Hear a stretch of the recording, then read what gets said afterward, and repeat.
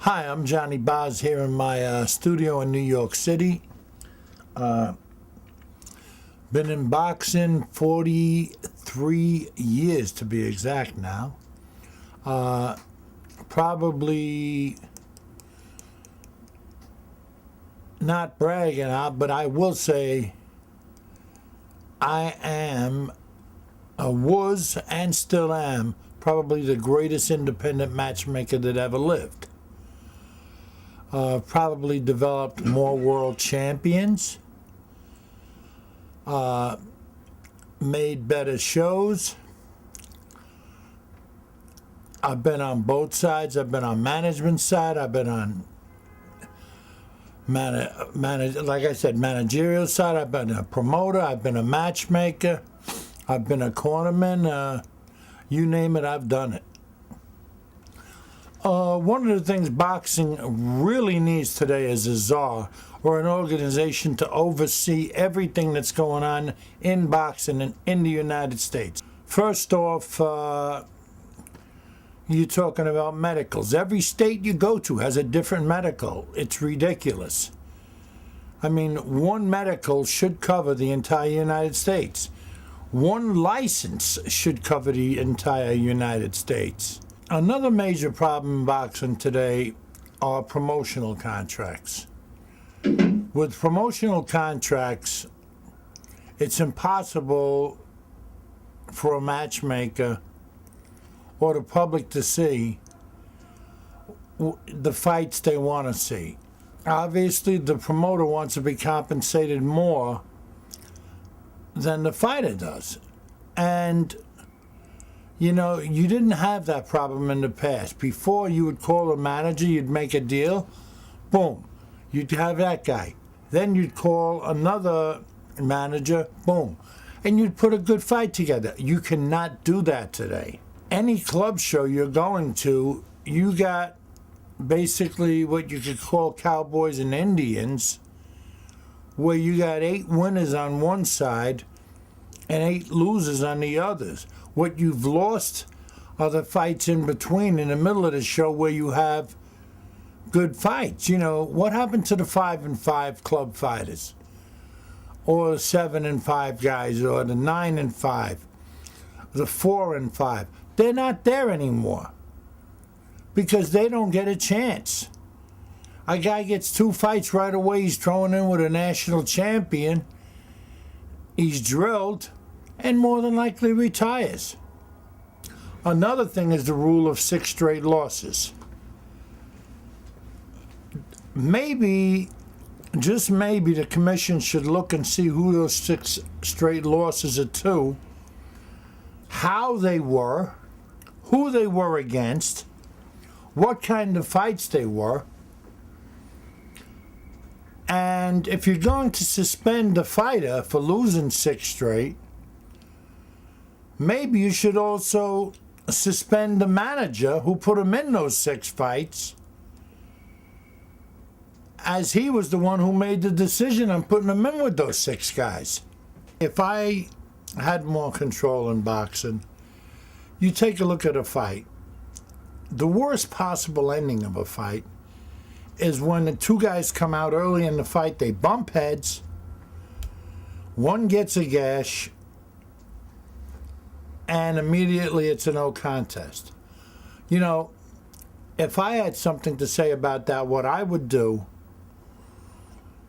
was, what's the difference between an unintentional foul with a low blow and with a cut eye? Now, a guy gets hit low, you give the guy up to 5 minutes to recover. Now, if a guy gets cut on an unintentional butt, why shouldn't he be allowed to go back to the corner and have the corner work on his eye for 5 minutes, and it may be fixed up to where he can go on in the fight instead of stopping it right away? Because no matter what, even if it's unintentional or whatever, if the guy can't see, he's going to be getting hit with shots he didn't see coming. And if the corner can't stop the blood, obviously it's got to be a no contest. But if they can stop it and the fight can go on, you're back to almost an even fight again. You know, what boxing needs to hit is the younger fan. You have to get the kids back interested in the sport. And what kid nowadays can afford $50 for the cheapest ticket to go see a club show? I remember when I was a kid, I would pay $1.50 to go to the fights at Madison Square Garden. And, you know, became a big fight fan. You just don't, that doesn't happen anymore. The expenses are too expensive. There are no clubs, especially in the New York area. What really gets to me are residuals for fighters. You know, a fighter fights on ESPN, HBO, whatever, and they have to sign away the rights for that fight for perpetuity. I mean, that's insane. I mean, last week alone, I think the Emmanuel Augustus Mickey Ward fight was shown 10 times on ESPN Classics. Shouldn't Ward, Augustus, the promoter, and anybody else involved with that fight receive something? I mean, that's free programming the TV network is getting. And they're free to do what they want with it afterwards. And you have ex-world champions going around that are penniless, and their fights are on TV. I remember thinking back, maybe 5 years ago, Kid Gavilan was on TV every week on Classic Sports Network, yet he couldn't afford an apartment to live in. He should have been getting paid something for the showing of his old fights. I mean, every other industry gets residuals when a guy does a TV commercial. Whenever that commercial showed, he makes something. But with fighters, they'll show that fight hundreds and hundreds of times, and they see nothing of it. If boxing keeps going the way it's going today, and believe me, boxing is not rising in the United States. Boxing is dropping quicker than the temperature outside now. And in the last week, I think it's gone from like 70 down to 25. Boxing's dropping quicker than that. Right now, people, all they want to talk about is this mixed martial arts, which to me is not exciting at all, where a guy puts a headlock on a guy and holds him there for 2 minutes. There's no punches being thrown in that 2 minutes. It's, complete boredom. But if boxing keeps going the way it's going, with the mismatches, with the promotional rights where people can't see the fights they want to see, where you can't see two good contenders fighting each other. A contender can't make a living today. Years ago, Jimmy Glenn told me when Terrence Ali was fighting on ESPN 8 or 9 times a year, he was earning $20,000 a fight. Nobody on ESPN is earning that today.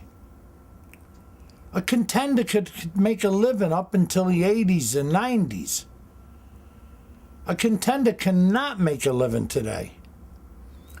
Today they're going home with $5,000 in their pocket, which is insane. Something has got to be done. If not, boxing is gone. And when I say boxing is gone, I mean boxing is finished. So,